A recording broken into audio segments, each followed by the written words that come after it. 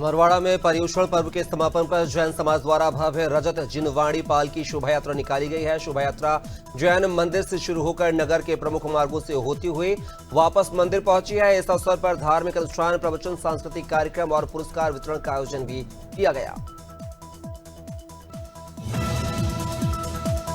कमरौली थाना क्षेत्र के पलिया पश्चिम गांव में बीती रात दो चोर छत के रास्ते से घर में घुस गए। चोरों ने महिला को बंधक बनाकर घर में रखे जेवर और नकदी पर हाथ साफ कर दिया है। घटना की जानकारी मिलते ही पुलिस मौके पर पहुंची और जांच पड़ताल शुरू कर दी है।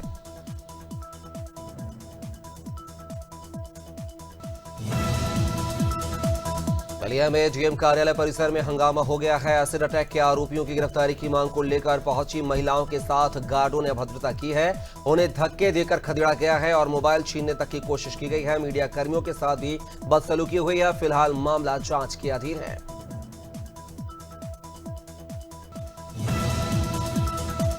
इस दौर के धामपुर थाना क्षेत्र के गांव नंगला भज्जा में एक सनसनीखेज मामला सामने आया है। पत्नी पर आरोप है कि उसने पति को दूध में जहरीला पदार्थ मिलाकर पिला दिया है। पति की हालत बिगड़ने पर उसे गंभीर स्थिति में एक निजी अस्पताल में भर्ती कराया गया है। परिजनों ने पत्नी पर जानलेवा साजिश का आरोप लगाते हुए पुलिस से कार्रवाई की मांग की है।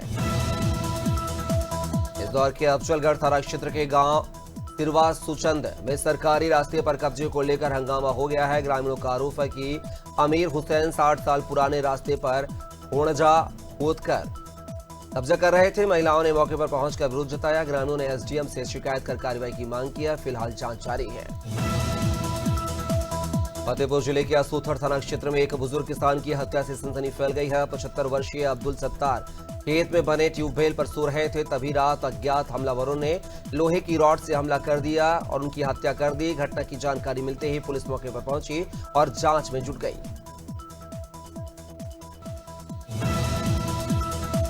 गोंडा जिले के इंटिया थोक थाना क्षेत्र में एक कथित चोर को पकड़कर ग्रामीणों ने खंभे से बांधकर जमकर उसकी पिटाई की है। युवक का वीडियो सोशल मीडिया पर तेजी से वायरल हो रहा है।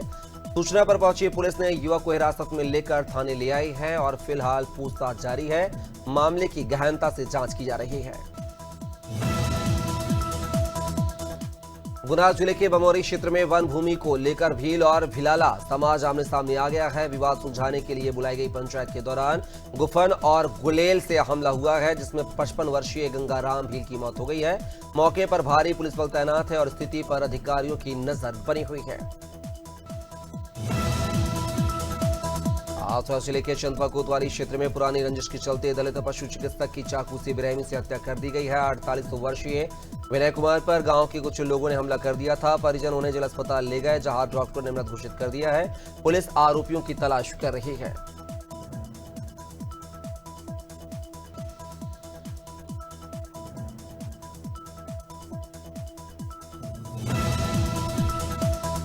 इंदौर के द्वारकापुरी थाना क्षेत्र में चेकिंग के दौरान बड़ा हादसा हो गया है। हेड कांस्टेबल दीनदयाल शर्मा को बाइक सवार 3 युवकों ने जोरदार टक्कर मार दी है। घटना में पुलिसकर्मी गंभीर रूप से घायल हो गया है और उनके पैर में फ्रैक्चर हो गया है। फिलहाल पुलिस ने तीनों आरोपियों पर विभिन्न धाराओं में मामला दर्ज कर जांच शुरू कर दी है।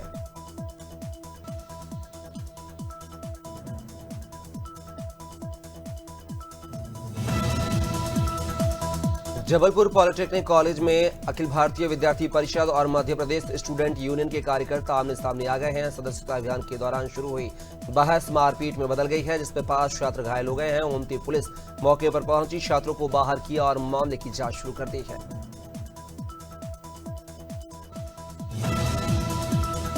कौशाम्बी जिले में करारी थाना पुलिस को बड़ी सफलता हाथ लगी है। पुलिस ने लूट के मामले में फरार चल रहे 10,000 के नामी बदमाश शिवम त्रिपाठी को गिरफ्तार कर लिया है। आरोपी के पास से 12 बोर का देसी तमंचा और जिंदा कारतूस बरामद हुआ है। पुलिस ने आरोपी को न्यायालय में पेश कर जेल भेज दिया है।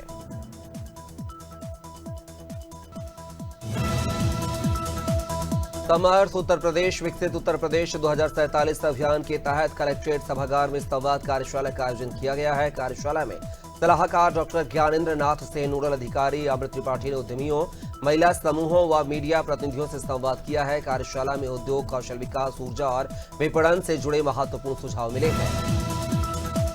महासमुंद जिले के ग्राम पंचायत चीरको के सरपंच और बड़ी संख्या में ग्रामीण कलेक्टर जन दर्शन पहुंचे हैं। ग्रामीणों ने निलंबित कोटवार दूधनाथ को हटाने की मांग की है। आरोप है कि कोटवार ने सरकारी रंगमंच पर कब्जा कर रखा है और उसके व्यवहार से गांव के लोग परेशान हैं। ग्रामीणों ने 7 दिन में कार्रवाई न होने पर आंदोलन की चेतावनी दी है। मेरठ के थाना जानी क्षेत्र के गांव में एक कलयुगी बाप ने अपनी 3 साल की सौतेली बेटी के साथ दुष्कर्म करने का प्रयास किया है। बच्ची ने पूरी घटना अपनी मां को बताई। बच्चे की मां की तहरीर पर पुलिस ने आरोपी पिता पर मामला दर्ज कर लिया है। पुलिस ने आरोपी पिता को गिरफ्तार भी कर लिया है।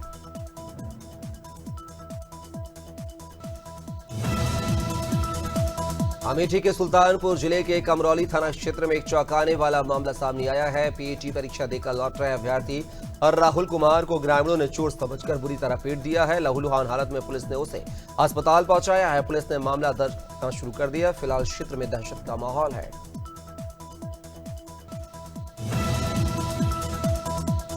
कांकेर जिले के पखानजूर के बांदे पुलिस ने नशे के खिलाफ बड़ी कार्रवाई की है। पुलिस ने 4 किलो 500 ग्राम गांजा के साथ 3 तस्करों को गिरफ्तार किया है। बरामद गांजे की कीमत करीब 70,000 रुपए बताई जा रही है। पुलिस ने तस्करों के पास से मोटरसाइकिल, नकदी और अन्य सामान सहित कुल 1,53,000 रुपए का माल जब्त किया है। रायगढ़ जिले में एक बार फिर हाथियों का आतंक देखने को मिला है। देर रात 16 हाथियों का दल जंगल से निकलकर गांव के पास पहुंच 4 किसानों की धान की फसल रौंद डाली है। हाथियों ने 10 किसानों की फसल को नुकसान पहुंचाया और एक झोपड़ी भी तोड़ दी है। फिलहाल वन विभाग नुकसान का आकलन कर रहा है और प्रभावितों को मुआवजा देने की तैयारी में है।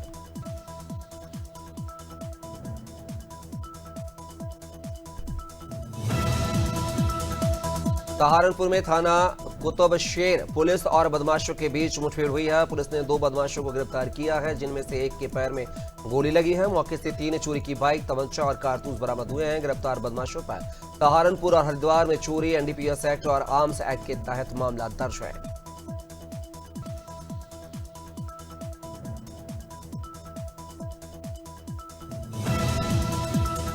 सहारनपुर के थाना जनकपुरी क्षेत्र में स्थित चैरिटेबल हॉस्पिटल में एक युवती मोनिका ने स्टाफ के एक युवक नितिन पर गंभीर आरोप लगाए हैं। युवती का कहना है कि नितिन ने उसके साथ छेड़खानी और बदतमीजी की है। शिकायत पर उसे अस्पताल से निकाल दिया गया है। परिजनों के हंगामा करने के बाद पुलिस मौके पर पहुंची और मामला शांत कराया। शहडोल जिले के थाना सुहागपुर में मोटर गैरेज में खड़ी लग्जरी कारों की वायरिंग चोरी का मामला सामने आया है। पिछले 2 महीने में 9 कारों की वायरिंग चोरी हो चुकी है। पीड़ितों ने पुलिस को शिकायत और सीसीटीवी फुटेज सौंपा है। पुलिस आरोपी की तलाश में जुट गई है और जांच जारी है।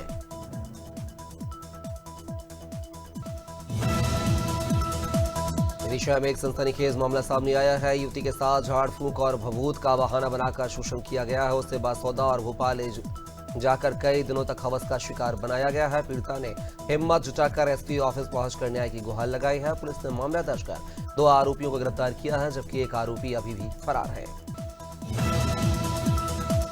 उत्तराखंड के मुख्यमंत्री पुष्कर सिंह धामी ने एनडीए उम्मीदवार सीपी राधाकृष्णन को भारत के 15वें उपराष्ट्रपति बनने पर शुभकामनाएं दी हैं।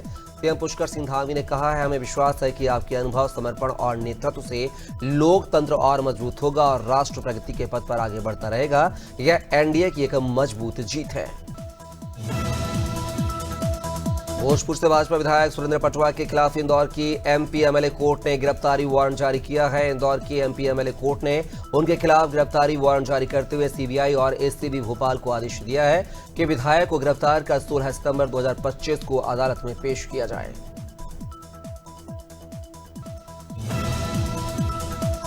गोवा के मुख्यमंत्री डॉक्टर प्रमोद सावंत ने सेवा पखवाड़ा कार्यक्रम की घोषणा की है, जो कि 17 सितंबर को पीएम मोदी के जन्मदिन से शुरू होकर 2 अक्टूबर महात्मा गांधी की जयंती तक चलेगा।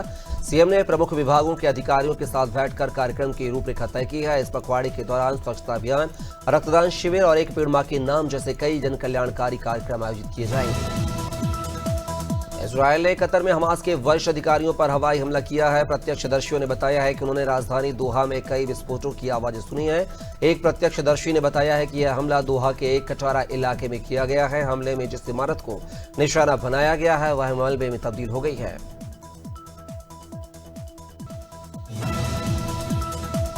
नेपाल में प्रदर्शनों के बीच एक ऐसी खबर सामने आई है जो कि हैरान करने वाली है। प्रदर्शनकारियों की एक भीड़ देश के पूर्व प्रधानमंत्री झालानाथ खनाल के घर पर हमला बोला और आग लगा दी। इस घटना में खनाल की पत्नी राज्य लक्ष्मी चित्रकार की जो है प्रदर्शनकारियों ने निशाना बनाया है वह बुरी तरह से जल गई थी और उनकी आखिरकार मौत हो गई। नेपाल में हिंसा थमने का नाम नहीं ले रहा है। पीएम ओली के इस्तीफे के बावजूद वहां के लाखों छात्र और युवा सड़कों पर है। इस बीच पड़ोसी देश में जारी हिंसा को लेकर भारत के प्रधानमंत्री मोदी की भी प्रतिक्रिया सामने आई है। उन्होंने नेपाल चल रही हिंसा पर चिंता जताई है। उन्होंने एक्स पोस्ट पर लिखा है कि वे युवाओं की मौत से बेहद दुखी हैं। नेपाल में सोशल मीडिया बैन और भ्रष्टाचार के खिलाफ जारी आंदोलन का आज तीसरा दिन है। हिंसक प्रदर्शन रोकने के लिए सेना ने मंगलवार रात 10 बजे पूरे देश का कंट्रोल अपने हाथ में ले लिया है। नेपाली सेना ने कहा है कि मुश्किल का समय का फायदा उठाकर कुछ उपद्रवी आम लोगों और सरकारी प्रॉपर्टी को नुकसान पहुंचा रहे हैं। ऐसी गतिविधियां बंद कर दें।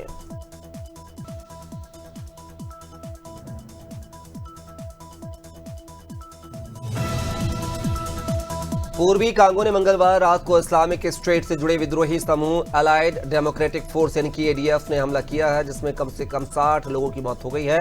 यह हमला उस समय हुआ है जब लोग एक अंतिम संस्कार में इकट्ठा हुए थे। एक प्रत्यक्षदर्शी ने मीडिया को बताया है कि लगभग 10 हमलावर थे। उनके पास बड़ा चाकू था।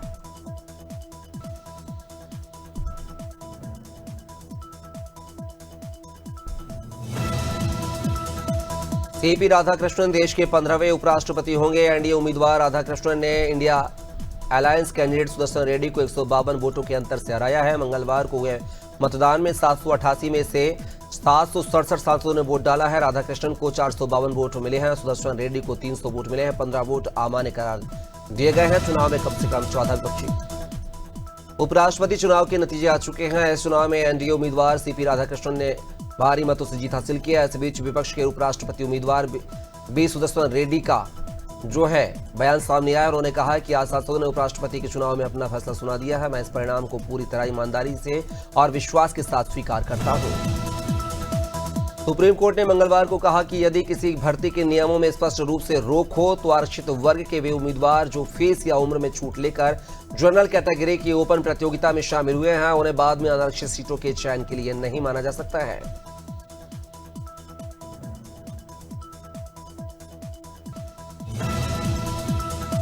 दिल्ली हाई कोर्ट ने मंगलवार को कहा भले ही सख्त कानून बने हो लेकिन ऑफिस में महिलाओं के साथ सेक्सुअल हरासमेंट अभी भी हो रहा है। क्यों पुरुषों की सोच नहीं बदली है। वर्क प्लेस पर सेक्सुअल हरासमेंट का जम्मू कश्मीर से जुड़े मामले में सुनवाई के दौरान जस्टिस नीना बंसल कृष्णा ने कहा कि एक महिला चाहे घर हो या ऑफिस हमेशा डर और शिष्टाचार और माफी के बीच जीती है।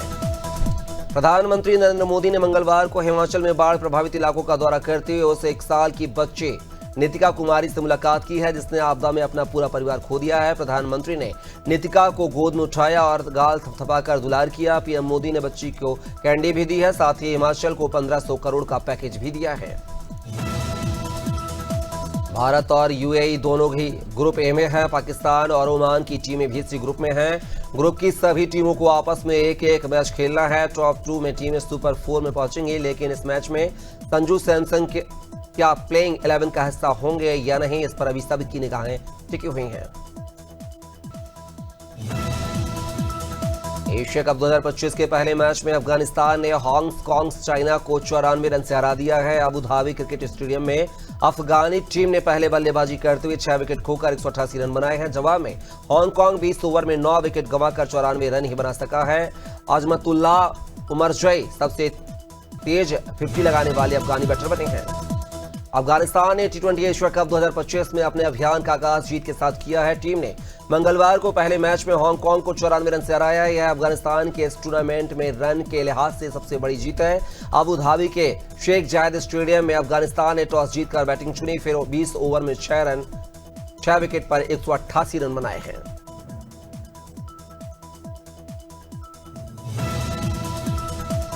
लिवरपूल में चल रहे वर्ल्ड बॉक्सिंग चैंपियनशिप में 2 बार की वर्ल्ड चैंपियंस निखत जरीन ने मंगलवार को शानदार प्रदर्शन करते हुए महिलाओं के 51 किलोग्राम वर्ग के प्री क्वार्टर फाइनल में जापान की युवा निशिनाका को 5-0 से हराकर क्वार्टर फाइनल में पहुंच गई हैं। निखत के अलावा मीनाक्षी जदुमणि और अविनाश जामवाल भी क्वार्टर फाइनल में अपना स्थान पक्का किया है।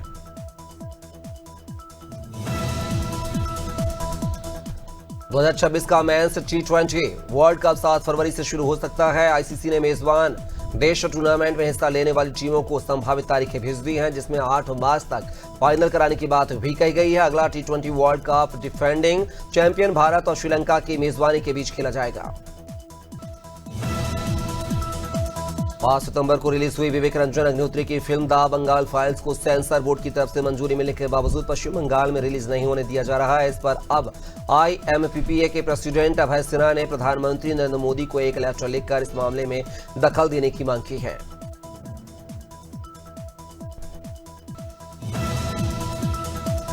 बॉलीवुड एक्ट्रेस करिश्मा कपूर के दोनों बच्चों समायरा और कियान ने अपने पिता संजय कपूर की 30,000 करोड़ की संपत्ति में हिस्सा पाने के लिए दिल्ली हाई कोर्ट का रुख किया है। बार एंड बेंच के अनुसार बच्चों ने अपनी सौतेली मां प्रिया सचदेव कपूर पर आरोप लगाया है कि उन्होंने संजय कपूर की वसीयत में बदलाव किया है और पूरी संपत्ति पर कब्जा करने की कोशिश की है। सलमान खान इन दिनों अपनी upcoming film battle of Galwan को लेकर सुर्खियों में है। हाल ही में फिल्म से उनका एक पहला लुक जारी किया गया है, जिसमें वह सेना की वर्दी में दमदार अंदाज में नजर आ रहे हैं। फैंस उनके इस नए लुक की तारीफ कर रहे हैं। सलमान खान ने फिल्म बैटल ऑफ गलवान से अपना पहला लुक ऑफिशियल इंस्टाग्राम पर शेयर किया है।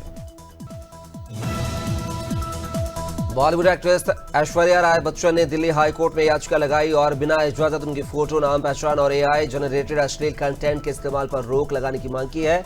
उन्होंने कोर्ट से कहा है कि उनके पर्सनैलिटी राइट्स का उल्लंघन हो रहा है। एक्ट्रेस के वकील संदीप सेठी ने कोर्ट में कहा है कि ऐश्वर्या की अश्लील छेड़छाड़ की गई और AI जनरेटेड तस्वीरें ऑनलाइन फैलाई जा रही हैं।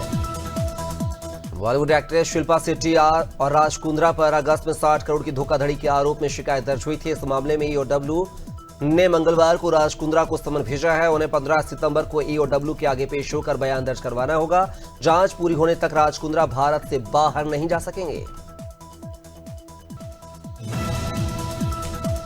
मध्य प्रदेश में मानसून टर्फ सिस्टम कमजोर पड़ गया है, जिससे तेज बारिश का दौर थम गया है। कई जिलों में धूप खिल गई है। IMD के मुताबिक 15 सितंबर के बाद एक बार फिर स्ट्रांग सिस्टम एक्टिव होगा। वहीं आज बुधवार को कई जिलों में बारिश होने की संभावना है। मौसम विभाग के मुताबिक MP में मानसून टर्फ ऊपर से गुजर रही है। 15 सितंबर के बाद स्ट्रांग सिस्टम सक्रिय होगा। पानी नहीं गिरने की वजह से